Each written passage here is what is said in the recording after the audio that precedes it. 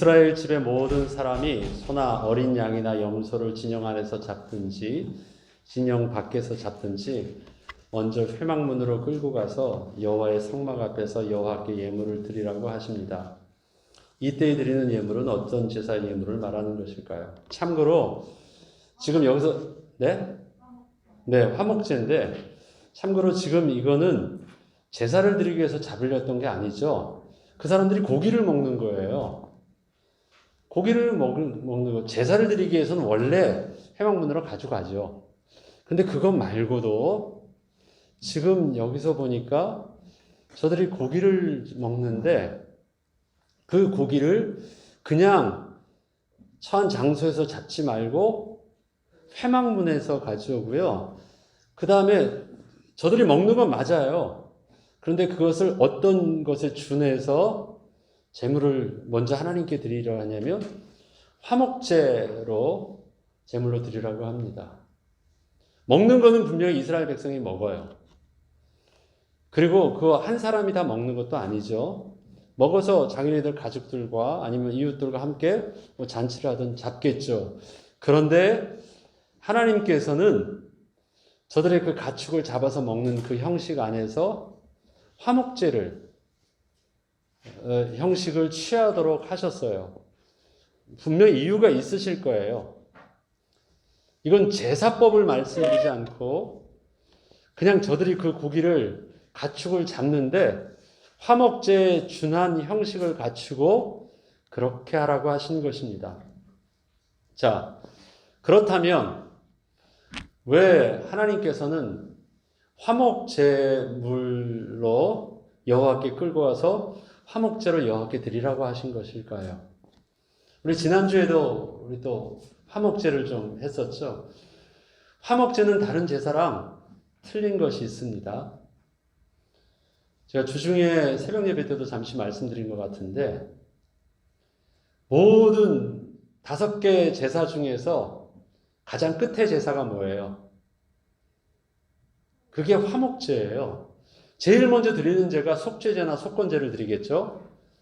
그것이 되어지면 하나님 앞에서 이제 온전한 헌신의 번제를 드립니다. 소제는 단독적으로 드리지 않아요. 번제에 더해서 함께 드리잖아요. 그러면 그것이 성도의 은으로서는 끝나요. 그런데 하나님께서는 그렇게 받는 제사를 받기 위해서 제사법을 가르쳐 주신 게 아니에요.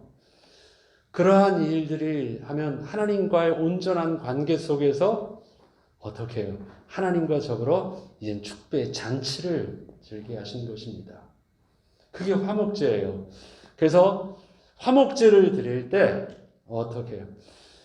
원래 제사장이 거룩한 것은요, 거룩함을 입는 것은 뭐냐면 하나님께 드려진 제물을 대제사장이 먹잖아요. 그래서 그는 하나님의 백성이 하나님의 소유된 자로서 하나님 편에서 일들을 감당해요. 이스라엘 백성들이 거룩한 하나님의 백성이 되는 그 비밀이 어디 있느냐? 백성들도 하나님의 제물을 저들도 먹게 하는 거예요. 맞죠? 화목제는 모든 게 다 하나님께 드려진 겁니다. 그리고 그 드려진 것이 바로 다시 하나님이 하나님의 것을 나눠주는 것이에요. 그래서 그 하나님의 그 거룩함으로 거룩한 백성 되게 하시는 것입니다. 그런데 그것이 내가 드렸으니까 나한테 받고 해서 나와 하나님과의 관계만으로 끝나지 않고요. 이 화목제의 특징은 뭐예요? 모두 함께 즐거워해요. 나는 많이 드렸으니까 그만큼 하나님께 복받을 자격이 있어요. 나는 거룩함이나 인정받을 자격이 있어요. 그런데 하나도 안 받은 사람도요. 가난한 자도 연약한 자도 그가 율법의 부정함만 입지 않았으면 어떻게 해요? 그 또한 나와 똑같은 하나님의 거룩한 백성으로 동일한 위치에 서게 하신다는 거예요. 조금 억울해 보이지 않습니까? 나는 드린 만큼이 했으니까 어느 정도 받는데 하나도 안 드렸는데 하나님은 나와 똑같은 레벨과 똑같은 하나님의 거룩한 수준으로 함께 하나님 앞에서 즐거워하게 해주시겠대요.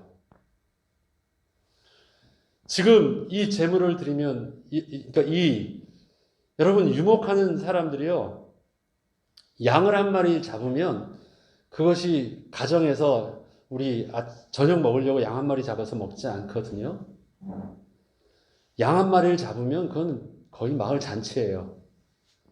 제가 여러 번 지금 요즘에 그 유목하는 사람들의 그 다큐를 봐도요, 한 마리를 잡았다 그러면 절대 혼자 가정에서 그 오순도순 먹어가지고 우리 고기 뜯듯이 먹지 않습니다. 그렇게 하는 것은요, 모두 함께 어우러져서 먹는 잔치나 굉장히 의미 있는 거예요. 양을 많이 키운다고 해서 양 오늘 저녁거리로 한 마리 툭 잡아서 먹고 그런 거 아닙니다. 그럼 이렇게 특별히 잡았어요. 그럼 이게 어떻게 돼요? 나뿐만 아니라 나와 하나님과의 신앙뿐만 아니라 나와 하나님과의 신앙의 삶의 예배뿐만 아니라 나는 누구와도요? 나와 사람들 간에 우리의 삶의 예배도 온전히 이루어져요. 화목제는 언제 끝나는 것이에요? 화목제물이 하나님의 말씀대로 온전히 거룩함으로 다 소진되어져야지 비로소 화목제가 끝이 나잖아요. 그러면 우리의 예배도 그것이에요. 예수께서 우리에게 화목제물로 오셔서 우리 그리스도의 은혜를 누리게 했을 때 내가 그리스도를 통해서 하나님과의 예배가 회복되어져요. 또 나는 무엇이 되어야 돼요? 내가 그리스도를 통해서 우리와의 삶도 회복되어져서 어떻게 나의 거룩함과 동일한 거룩한 백성으로 함께 하나님 앞에 동일하게 삶의 예배를 하나님께 예배를 드릴 수 있는 하나님의 사람으로 회복되어지는 것. 그렇게 되어지면 뭐가 끝나는 거예요? 화목제물이 끝나는 거예요. 예수 그리스도는 나만의 예수라고요? 아니에요. 그 예수가 하나님께서 나를 통해서 전하게 하셨던, 나를 통해서 가게 하셨던 그곳에 그 화목제물 되신 예수가 함께 나누어질 때 온전히 우리의 삶의 예배는, 우리의 하나님 앞에서의 거룩의 예배는 그렇게 마무리되는 것입니다.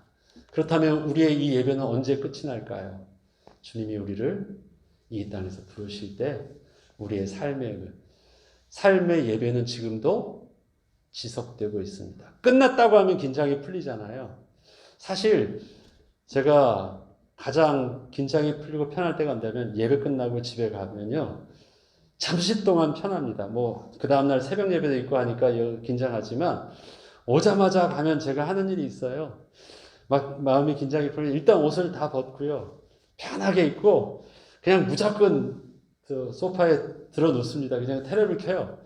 전 테레비를 뭘 보고 이게 아니라요. 그냥 켜요. 아이들이 묻습니다. 아빠 뭐야 그 영화? 제목 몰라. 그냥 일단 켰어요.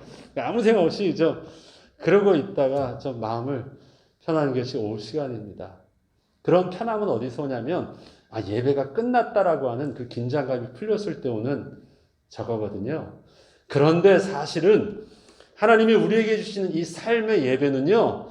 그렇게 끝나는 게 아니에요. 우리가 딱 정한 장소에서 드리고 이렇게 하면 여기서 끝나는 것이 아니라 화목제의 속성은 절대 제물이 소진되어지기까지는 안 끝나는 걸로 돼 있다는 게 긴장감을 놓치지 못하는 거예요.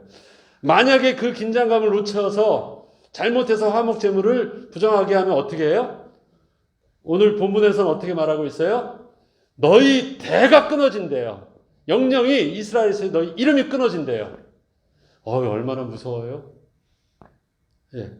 화목제는 그래서 그렇게 다른 제사보다 우리 함께 먹고 기뻐하니까 되게 축제처럼 편하고 즐거운 것처럼 보이지만 사실은 진짜 긴장하지 않으면 제일 두려운 제사가 화목제예요. 왜? 다른 것은 그 제사 안에서만 해서 끝나잖아요. 나오면 긴장 안 해도 되는데 이것은 가지고 나와서 함께 나눠지는데 혹시라도 잘못되어지면 큰일 나요. 화목제물이 되게 하셨습니다. 나와 하나님과의 관계뿐만 아니라 우리의 삶의 예배도 온전히 하나님 앞에서 중요함을 주님께서 가르쳐 주신 것입니다. 또 소나 어린 양이나 염소를 회막문이 아닌 곳에서 잡는다면 요즘 말로 무슨 죄를 짓는 것이라고 말하고 있죠? 살인죄를 짓는 것과 똑같이 말하고 있죠. 그 이유는 피를 흘렸다. 근데 피를 흘렸다라는 게 내가 다쳐도 피를 흘릴 수 있잖아요. 근데 성경에서 말하는 피 흘린다라는 그 관용적인 표현은요, 언제나 뭘 말하는 것이냐면 사람을 죽였다라는 의미를 가지고 있어요. 내가 다쳐서 피가 났다라는 개념이 아니라 피를 흘리겠다라는 것은 사람을 죽였다라는 의미를 갖기 때문에 우리가 회막문 아닌 곳에서 그 피에 대해서 함부로 다룬 것, 피를 흘리게 한 것에 대해서는 하나님께서 살인죄에 준하는 그러한 동일한 죄로 책임을 물으시겠다라는 것입니다. 그러하기에 짐승을 하나님이 잡아서 또 가축을 잡아서 먹게 하시고 축제는 누리게 하셨지만 어떻게 해요? 그 피에 대해서 온전하게 사함을 받을 수 있는 율법에 따라서 온전히 잘 드리라는 것입니다. 또 그것을 특별히 성막에서 회막으로 가져와서 드리라는 것은 삶이 어떻게 해요? 우리의 삶이 교회 중심이요, 예배 중심이요, 당시를 보면 성막의 제사 중심의 하나님 중심의 삶으로 우리 일생의 삶이 그 기준점 안에서 이루어져야 함을 말하는 것입니다. 이스라엘 백성들은 뭘 하더라도 어떻게 해요? 제일 먼저? 그러니까 하여튼 가축을 잡는다는 것은 특별히 무슨 의미 있는 날이고 함께하는 날인 거예요. 그럴 때마다 뭘 해요? 우리 애들이 생일날 하나 우리 잔치를 한번 해보자, 아니면 결혼을 하든 아니면 뭘 하든 간에 뭐 함께 하기 위해서 특별히 잡는다 그러면 제일 먼저 어떻게 해요? 하나님 앞에 나와서 하나님 앞에 축복을 얻고 그 다음에 그 거룩함을 입은 그 축복들을 하나님 백성된 하나됨 속에서 그렇게 하는 것. 저와 여러분의 이 땅에서 영적인 삶도 마찬가지입니다. 교회 중심, 그 안에 담겨져 있는 것이 바로 주님께서 오늘 가르쳐 주신 이 회막 앞에 나와서 잡으라는 그 말씀과 다르지 않은 영적인 비밀을 가지고 있습니다. 항시 여러분들이 이제 우리 권사님들 집을 또 이동해서 가시면 사실 우리에게 뭐가 제일 중요해야 될까요? 가장 지속적으로 예배드릴 수 있는, 그 다음에 내가 지속적으로 하나님의 은혜 가운데 기도하며 할 수 있는 영적인 시스템을 먼저 보고, 우리 자녀들이 멀리 학교를 가든 어딜 가도 늘 기도하는 게 그거예요. 하나님 거기서 믿음의 동역자와 믿음의 스승과 그 다음에 예배할 수 있는 하나님의 은혜를 또 만남의 축복을 통해서 인도해 주시옵소서. 그게 다입니다. 사실 그 말씀을 오늘 레위기서를 통해서 회막 중심의 삶을 통해서 우리에게 가르쳐 주시는 것입니다. 자, 다음은 이스라엘 백성이 전에 음란하게 섬기던 수렴소에게 다시 제사하지 않도록 하신 하나님의 방법은 어떤 것이었습니까? 전에 보니까 염소를 음란하게 섬겼대요. 사실 이것 때문에 앞에 말씀드렸던 회막문에서 잡으라는 것이에요. 짐승을 섬길 때 죽은 짐승을 섬길까요? 산 짐승을 섬길까요? 여러분, 살아있는 돼지 섬기는 거 보셨어요? 돼지도 다 죽은 거예요. 소나 뭐나 짐승의 형상을 할 때는요, 살아있는 그 가축 자체나 짐승 자체로 산채로 섬기지 않습니다. 제일 먼저 뭘 하냐면 일단 죽여요.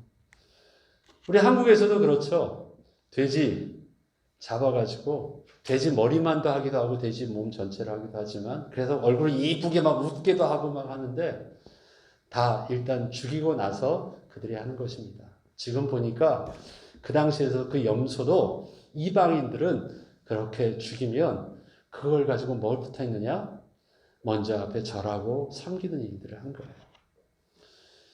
그것을 자꾸 잡을 때마다 자꾸 하나님을 바라보지 않게 하면 어떻게 해요? 주위에 있는 문화에 속하면서 그것이 다른 데서 그 죽은 가축을 섬기는 것 같은 습관을 그 안에서 할 수 있어서 아예 처음부터 그런 일들이 일어나지 않도록 언제나 잡으면 잡는 것부터, 그 다음에 잡았을 때 함부로 잡지 않게 하고, 잡았을 때도 그 잡는 것 속에 있는 생명의 비밀들을 정확하게 알 수 있도록 하나님께서 회막 중심으로 하게 하신 것입니다. 그 가운데 또 담겨져 있는 영적 비밀이 하나 더 있었죠. 장소로는 회막 중심에 있었지만 무슨 피든지 먹는 자가 있으면 그 피를 먹는 사람에게는 내 얼굴을 대하여 그를 백성 중에서 끊으리라. 왜 이렇게 피에 대한 하나님 명령이 엄중하십니까? 이거는 뭐 계속 잘 나와 있잖아요. 우리 11절에 보면 뭐라고 나와 있죠? 육체의 생명은 피에 있음이라. 내가 이 피를 너희에게 주어 제단에 뿌려 너희의 생명을 위하여 속죄하게 하였나니 생명이 피에 있으므로 피가 죄를 속하느니라. 당시 세상은요, 또 문명이 발달되지 않았던 세상은 지금도 사실은 그것이 교묘하게 어떤 형태만 바뀌었지만 약육강식이잖아요. 힘 있는 자가 취하고, 그럼 힘 있는 동물이 취하고, 그럼 뭐예요?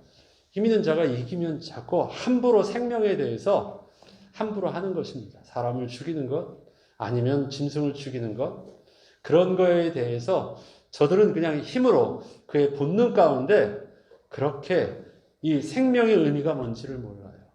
그래서 피를 흘린다라는 것은 정복의 상징이요. 내가 힘이 있다라는 것을 드러내는, 나 자신이 왕이라는 것을 드러내는 모습이었지, 그것이 하나님 앞에서 내가 왕이라는, 하나님이 필요 없다고 하는 그 죄의 모습을 몰라요. 그런데 이 피에 대해서 함부로 하지 못하도록 한 것,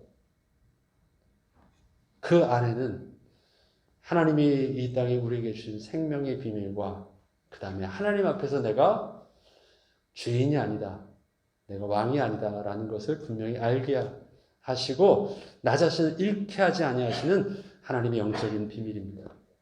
그래서 언제나 피를 그냥 단순히 피라는 그 액체로 보지 않고 피는 뭘로 계속 각인시켰어요? 생명이다. 그러하게 그 피가 어떻게 해요? 대속이라는 것과 계속 연결되어서 그리스도 피를 온전히 거룩함으로 상징하면서 나아갈 수 있도록, 그래서 예수 그리스도의 피 흘리심이, 그의 죽으심이 바로 나의 생명의 삶이 되는 그 영적인 비밀들을 이스라엘 백성들에게 끊임없는 그 제사를 통해서 각인시켜 주셨고 드디어 우리에게 그 실체로 드러내게 하신 것입니다. 레위기 오늘 14강 17장을 통해서 우리의 예배가 하나님과 나와의 문제뿐만 아니라 우리의 삶의 예배, 그리고 우리의 예배의 완성을 하나님께서는 화목제의 모델로 주셨으니 우리의 삶이 교회와 우리의 신앙과 삶이 분리되어진 것이 아니라 우리의 신앙과 삶이 온전히 하나됨이, 우리의 영적인 긴장감이 화목제사, 아직 끝나지 않았다. 화목제물 대신 예수 그리스도, 그 예수 그리스도가 나의 온전한 제물이 되기 위해서 나는 영적으로 긴장감을 놓치지 않고 또 부정함을 입는 일들이 없도록 긴장할 뿐만 아니라 그 기쁨이 반드시 내 안에서 나눠지는 그 은혜를 우리가 누려야 되겠다라는 나의 신앙과 더불어 전도와 선교의 사명 또한 늘 다짐하는 그 은혜를 오늘 말씀을 통해서 다짐하시길 바랍니다. 기도하겠습니다. 하나님 아버지 감사합니다. 우리의 주님 앞에 드리는 제사뿐만 아니라 또 주님 앞에서 우리에게 복으로 주신 은혜를 나눔에 있어서도 하나님 회막으로 나와서 하나님께 은혜를 구하고 그 은혜 가운데 누리게 하셨습니다. 우리의 신앙은 교회 안에서의 열심뿐만 아니라 우리의 삶이 온전히 주 안에서 또 삶의 예배가 함께 따라오게 하셔서 나의 구주뿐만 아니라 나를 통한 이방인의 구주가 될 수 있는 우리의 사명도 끝까지 감당할 수 있도록 성령으로 인도하여 주옵소서. 한 주간도 팬데믹으로 어려운 상황 속에서 건강을 잃지 않게 하시고 또 우리를 성령으로 인도하여 주옵시고 보호하여 주옵소서. 감사드리며 우리 주 예수 그리스도 이름으로 기도합니다. 아멘.